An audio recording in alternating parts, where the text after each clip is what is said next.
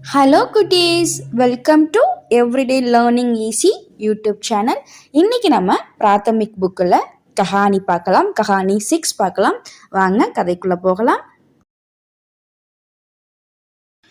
Hello குட்டீஸ், இன்றைக்கி நம்ம பிராத்தமிக் புக்கில் கஹானி 6 பார்க்கலாம். நியாய ஹோ தோ ஐசா. நியாயம்னா இப்படி தான் இருக்கணும் அப்படின்னு சொல்கிற மாதிரி இந்த தலைப்பு இருக்கும். ஸோ இதுக்கு ஏற்ற மாதிரி உள்ள ஸ்டோரி இருக்குது. வாங்க ஸ்டோரிக்குள்ளே போகலாம். பகுத் சமை பஹலே கி பாத் ஹை. ரொம்ப வருஷத்துக்கு முன்னாடி நடந்த விஷயம் இது. एक शहर में एक लालची बनिया रहता था. அதாவது ஒரு நகரத்தில் ஒரு பேராசை உடைய ஒரு வணிகன் வாழ்ந்துக்கிட்டு இருந்தான். உஸ்கா ஏக் குவான் தா. அவனிடம் ஒரு கிணறு இருந்துச்சு. ஏக் தின் உஸ்னே வஹு ஹுவாங் நாராயணன்கோ பேச் தியா. ஸோ அவன் என்ன பண்ணுறான், ஒரு நாள் அந்த கிணத்தை ஒரு நாராயணன் அப்படின்ற ஒரு மனுஷனுக்கு வித்துடுறான். நாராயணன் சீதா சதா ஆத்மி தா. ஸோ இந்த நாராயணன் ஒரு நேர்மையான ஒரு நல்ல மனுஷன் அப்படின்னு சொல்கிறாங்க. दूसरे दिन जब नारायणन उस कुएं से पानी भरने के लिए पहुंचा तो பனியா நே கஹா. மறுநாள் எப்போ நாராயணன் அந்த கிணத்துல தண்ணி எடுக்க போகிறாரோ அப்போ நம்மளுடைய வணிகர் அவன்கிட்ட சொல்கிறான், நாராயண்கிட்ட சொல்கிறான், तुम इस कुएं से पानी नहीं भर सकते. நீ இந்த கிணத்துல தண்ணி எடுக்க முடியாது அப்படின்னு சொல்றான். नारायणन यह बात सुनकर हैरन रह गया. उसने कहा. நாராயணனுக்கு இந்த இதை கேட்டுட்டு அப்படியே ரொம்ப அதிர்ச்சி ஆயிடுறான், ஒரு வியப்பா ஆயிட்டு அவன் கேட்குறான், ஸ்ரீமான் கல் ஹி தோ யஹ் ஹுவாங் மைனே ஆப்சே கரிதா ஹை. சார், அதாவது ஸ்ரீமான மதிப்புக்குரிய அப்படின்ற மீனிங் வரும். நேற்று தான் நான் இந்த கிணறு உங்கள்கிட்ட வாங்கினேன் அப்படின்னு அவன் சொல்கிறான். டீகே கரெக்டு தான். தும் நீ யஹ் ஹுவாங் கரிதா ஹ. நீ ஏன்ட்ட இந்த கிணற வாங்கின. இஸ் ஹுயே கா பானி தோ நஹி கரிதா. அதாவது இந்த கிணத்துல இருக்கிற தண்ணியை நீ வாங்கலை அப்படின்னு அவன் சொல்கிறான். தும் கேவல் ஹுயே கே மாலிக் ஹோ. நீ இந்த கிணறுக்கு மட்டும்தான் நீ முதலாளி. மைன் ஹுயேக்கே பானிக்கா மாலிக் ஹூம். ஆனால் நான் இந்த கிணத்துல இருக்கிற தண்ணிக்கு முதலாளி அப்படின்னு அவன் சொல்கிறான். ஆஹர் தும் ஏ ஹுயே மே சே பானி லேனா ஹோ தோ ஏக், அதாவது பாலட் பா एक बाल्टी पानी के लिए 100 रुपये देने होंगे.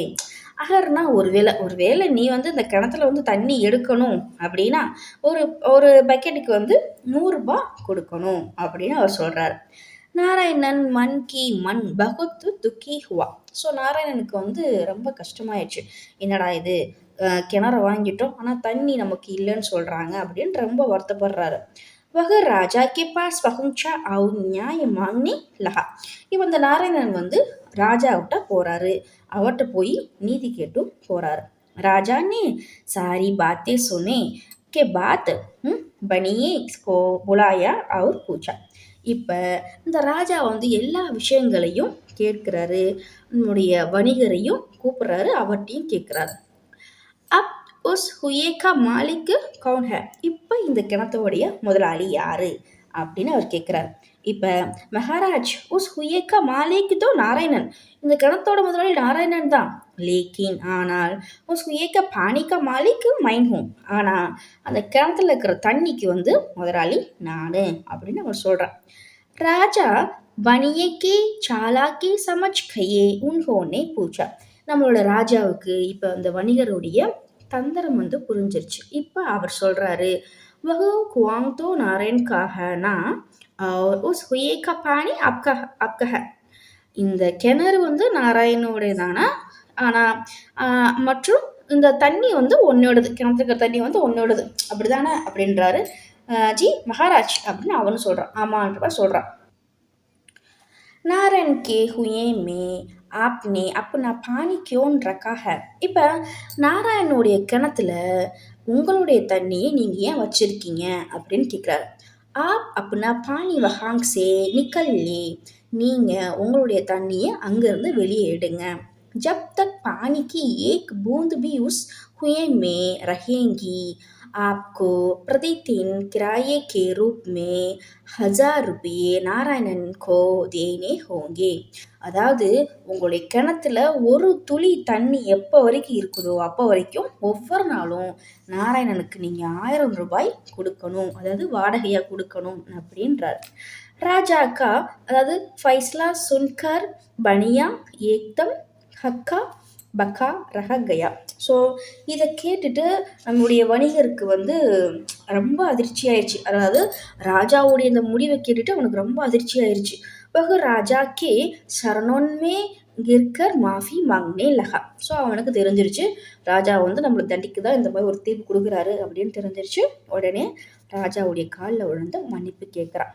இஸ் பார் தோ ஆப்கோ மாஃப் கர்த்தாகும், இந்த முறை நான் உனக்கு மன்னிப்பு கொடுக்குறேன். லேக்கின் ஆனால் பிறகு கபி கிசி கோ இஸ் தரக்கு அதாவது பரேஷான் கியா தோ அதாவது கராகுரங்குமே அதாவது டால்வா தூங்கா. அதாவது இந்த முறை உனக்கு மன்னிப்பு கொடுத்துறேன், ஆனால் இதே மாதிரி வேறு யாரையாவது நீ வந்து ஏமாற்றணும் அப்படின்னு நினச்சேன்னா நான் வந்து உன்னை ஜெயிலில் போட்டுருவேன் அப்படின்னு அவர் வந்து தண்டா சொல்கிறார்.